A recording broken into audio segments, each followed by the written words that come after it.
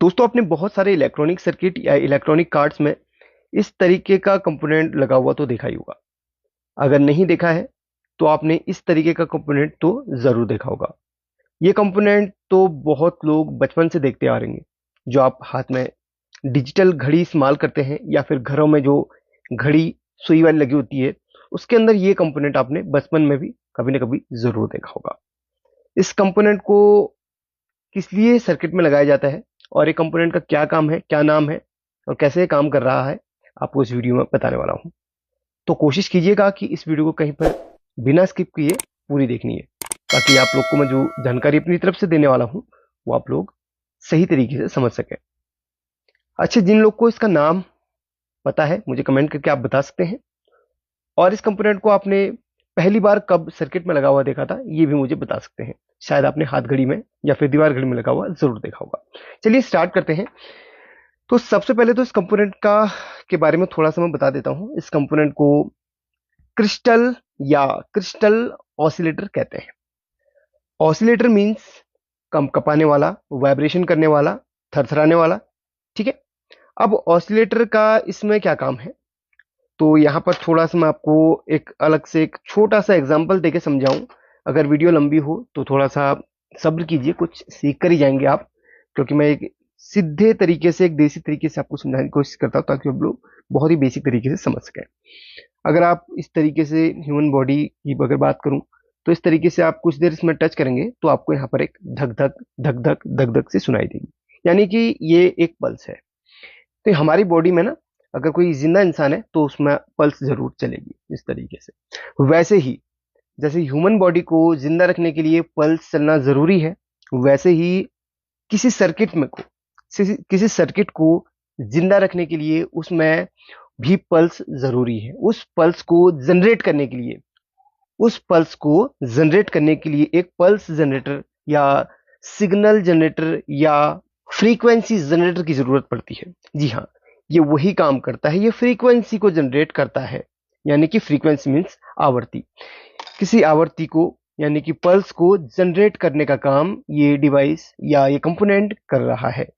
अगर आप यहाँ पर देखेंगे कि किसी भी कार्ड में या किसी भी जो आपका के पास कोई छोटा सा डिवाइस, मोबाइल वगैरह कुछ भी आप ले लीजिए, उसमें आप देखेंगे कि जो माइक्रो कंट्रोलर है उसी के आसपास में ये कंपोनेंट लगा हुआ मिलेगा। इसके कनेक्शन माइक्रो कंट्रोलर के ही साथ में होते हैं। अगर आप यहाँ देखें तो इसी कंट्रोलर के साथ में इसके दोनों पिन के कनेक्शन होंगे।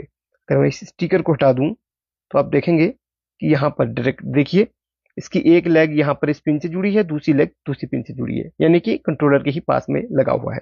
अगर हम तीसरे वाले की बात करें, यानी कि छोटा साइज में है, एसएमडी साइज में है, तो आप देखेंगे कि ये भी इसी मेन आईसी के ही साथ में जुड़ा हुआ है, इसकी लेग।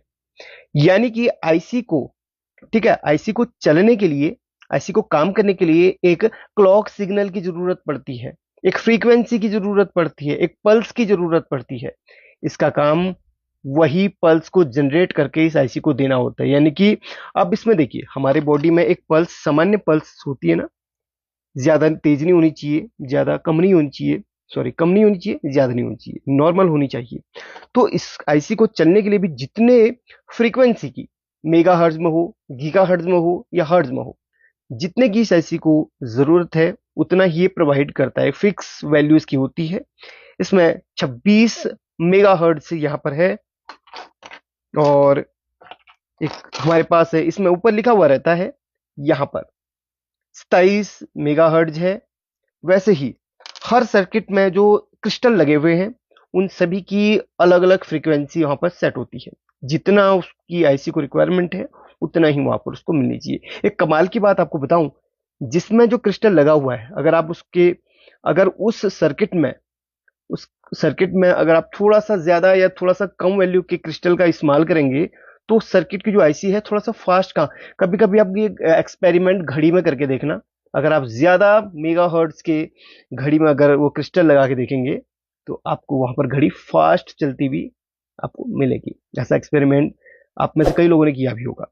तो क्रिस्टल उसी हिसाब से सर्किट में लगाए जाते हैं जितनी आईसी को रिक्वायरमेंट होती है। अगर आईसी को रिक्वायरमेंट है कि 16 मेगा हर्ट्ज का ही यहाँ पे क्रिस्टल लगना है और उसी फ्रीक्वेंसी की आईसी को जरूरत है, तो वहां पर उतने का ही लगेगा। या कि एक सिंपल भाषा में समझ गए होंगे कि आईसी को चलने के लिए क्लॉक सिग्नल की एक पल्स की जरूरत पड़ती है, वही पल्स यहाँ पर जनरेट करता है, वही फ्रीक्वेंसी यहाँ पर जनरेट करता है।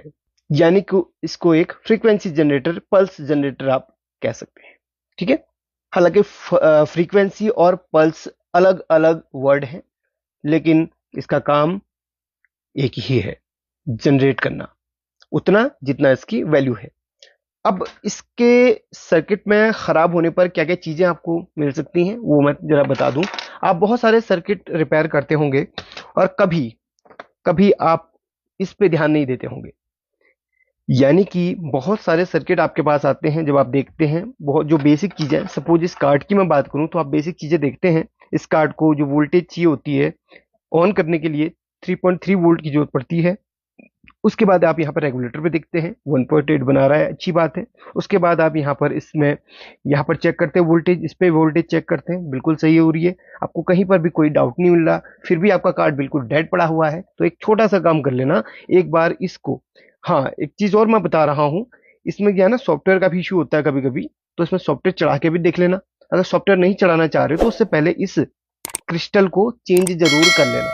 तो इस क्रिस्टल को चेंज करके एक बार जरूर देख लेना, आपका कार्ड 100 में से 90% तो ऑन हो ही जाएगा, क्योंकि यहां पर इस क्रिस्टल का काम क्या है, आईसी को सिग्नल देने का रहता है, और क्रिस्टल ही खराब हो जाएगा तो आपकी आईसी को एक क्लॉक सिग्नल नहीं मिलेगा, जिसके कारण आईसी डेड हो जाती है।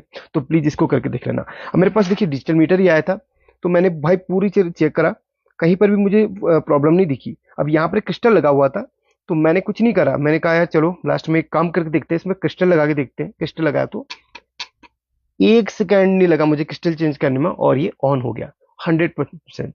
तो कभी कभी ऐसा होता है सर्किट में फॉल्ट आपको कहीं नहीं मिलता है, तो एक छोटा सा काम पहले कर लो, जब आपको लगे कि सर्किट में रिजेक्ट कर ही देता हूं, तो उससे पहले आप एक ना इसमें क्रिस्टल जरूर चेंज कर लेना। वैसे मोबाइल के जो मदरबोर्ड होते हैं उनमें भी क्रिस्टल होता है, आप देखेंगे कि यहाँ पर भी एक क्रिस्टल लगा हुआ है। अब ये छोटे एसएमडी साइज में है, हालांकि इनका जिक्र मैं अपने मोबाइल रिपेयरिंग वाले चैनल पे करूंगा। तो हर आईसी के पास में आपको एक क्रिस्टल जरूर मिलेगा, उसमें फ्रीक्वेंसी देने के लिए, पल्स देने के लिए। अब आप समझ गए होंगे कि इस कंपोनेंट का क्या काम होता है। अच्छा, इस कंपोनेंट को टेस्ट कैसे करना है वो मैं आपको बता देता हूं। इस कंपोनेंट को टेस्ट करने के लिए नॉर्मली आप इसको रेजिस्टेंस मोड में भी रख सकते हैं या बजर मोड में भी रख सकते हैं। तो अगर ये सही होगा तो कोई भी वैल्यू नहीं देगा, अगर ये सही होगा तो कोई भी इसमें वैल्यू नहीं आती है, अगर खराब होगा तो इसमें वैल्यू आएगी, कुछ ना कुछ आएगी, सही होगा तो कोई भी वैल्यू इसमें नहीं मिलेगी।